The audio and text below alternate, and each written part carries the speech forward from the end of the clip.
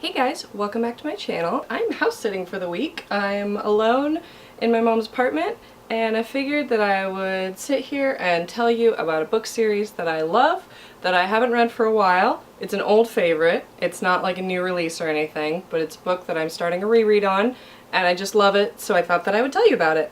Today, I am telling you about Holly Black's The Curseworker Trilogy. The first book is called White Cat, the second book is called Red Glove, and the third book is called Black Heart. These were released a few years ago. I think the first one was released maybe 2012 or so. Let me see. It says copyright 2010, but I think it was actually released like 2011 or so. So this book is basically a modern day urban fantasy noir slash con story. It's about Castle Sharp. He is a member of the Sharp family, who are a family of con men, and he is the only non-worker in the family. He's also the youngest son. What I mean by worker is basically magic worker. In the world of this book, magic has been outlawed, but people are born with magic. It's an innate thing. It's not something that's learned necessarily. So all these people that are called workers, that are magic workers, have been basically made illegal just for existing, and a lot of them ended up going into the mob. This is why, even though it takes place in modern day, it has a feel of like a 1930s mob story. The way that magic works in this world is very cool. They're all called workers, and they all do magic that only affects other humans. It's not like a wizard waving a wand and a you know, something will float or something like that. It's much more about manipulating people, and that's why it's been outlawed. And the different versions of this, there are, I believe, 7 of them. They are luck, dreams, emotion, body, memory, death, and then transformation is the last one. And transformation is the most powerful one. It's also the rarest one. Most people, there's one born like every generation or so in like the whole world. And the most common one is luck working. So basically someone can curse you with bad luck. And then after that, I think it's probably emotion or body. Doesn't really matter. Anyway, the point being, Castle is the only non-worker of this family. He comes from a whole family of con men and workers. Castle's oldest brother, Philip, is a body worker, and he works for the mob family called the Zakharov family. They're sort of the main family of the area that they live in in this book series. They're sort of the main mob family that we deal with. He is called a body worker, which means that he can cause physical harm to people, and so he works as an enforcer. And then their middle brother, so Castle's also older brother but younger than Philip, his name is Baron, and he is a luck worker. And so he can affect people's luck, he can curse them with bad luck. Their mother is currently in prison at the beginning of the book, and she is an emotion worker, so that can be very handy for con men because she can make people trust her instantly. And then their father is dead, and he was a luck worker, I think? I don't remember. Anyway, point being, Castle, the youngest of the group, is haunted by memories of killing his best friend Lila when they were children. And Lila was the only daughter and only child of the head of the Zakharov family. Now, Castle doesn't remember why he killed her. They were best friends, he worshipped her, he adored her.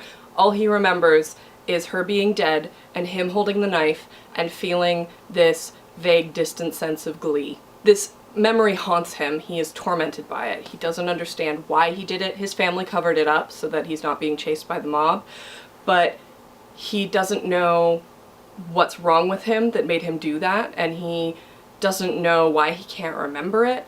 So at the very beginning of the novel, he is having a nightmare about a cat, a white cat, that comes in and rips out his tongue, and when he wakes up, he's on the top of the roof of the school that he lives in, because he goes to a boarding school. So because of insurance liability reasons, the school basically puts him on suspension until he can talk to a doctor and, you know, have a doctor give him a clean bill of health that he's not going to sleepwalk off the roof. And so he gets sent home and basically starts to try to unravel the mysteries of his family and of his life and of his past. And he starts to realize that his family might be lying to him about certain things. Unsurprising, given that he comes from a family of con men, but his mother is incredibly emotionally manipulative. His oldest brother, Philip, is physically threatening. His second brother, Baron, is like charming but untrustworthy. His grandfather used to work for the mafia. He was what's known as the death worker, which basically you kill people with your curse. And there's another interesting thing about the way that magic works in this system is idea of blowback, which basically means that when you work someone, it affects you as well. So with death workers, they lose parts of their body every time that they kill someone. And so with his grandfather, it was his fingers, on the 2 fingers on his left hand, but in other people's cases, the first time that they curse someone, if they're a death worker, the part of their body that dies can be their heart. So it's an incredibly dangerous form of working to have. So I hadn't read this book in quite a long time. I read it once very quickly because I was so intrigued by Castle himself. He's a really interesting character because he's been raised in this family of con artists. He thinks of every human interaction as a potential con, and so he has this very interesting narration style. It's written in first-person perspective in present tense as well, so it's very much in the moment. And also, I just love con stories. Like, those are the greatest thing. And what's great about con stories is now on reread, it improves on reread because there are all these hints of what's gonna happen that are in this book that you don't realize when you're just reading it the first time because of the nature of the storytelling. You know, things are hidden from Castle, and so he is noticing things that he doesn't know are significant. So if you read the whole book and you read the whole series, I highly actually suggest doing a reread because you pick up so many hints that you didn't know were hints before. And so I love this series. I love the magic system. I love the world. I love Castle. He's a really interesting character. I love the way that the narrative progresses. So once again, the book series is the Curseworker Trilogy. The first book is called White Cat, and it is by Holly Black. The paperback has been out for quite a while, so you don't have to get it in hardcover. They changed the cover style, which really annoyed me. I don't remember exactly what the new covers look like. They're very different though, and so they changed it for the 3rd book in hardcover, so my cover series doesn't match, and that annoys me, but oh well. I think the new covers are good. They're much more stylized. They're not photographic. They have like the sort of like dot work where it's like dots make up a picture. I think it's called pointillism. I don't remember. I'm not an artist. Anyway, the first book I believe is Castle's face, I think, in like purple dots or something like that. I don't remember. Anyway, White Cat by Holly Black, the Curseworker Trilogy. I highly recommend it. It is like a modern day urban fantasy con noir story. It's great. So definitely pick this one up if you are in the mood. And thank you guys so much for watching, and I'll see you guys next time. Bye!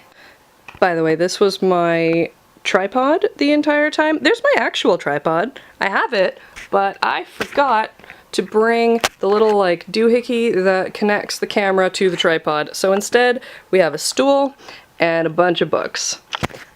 Yep, I'm a professional adult. This, by the way, guys, is what I'm dealing with. This is why the house sitting is happening. These 3 cats are the reason that this is happening. This is Kingsley. This is my mom's cat. That is Isabel.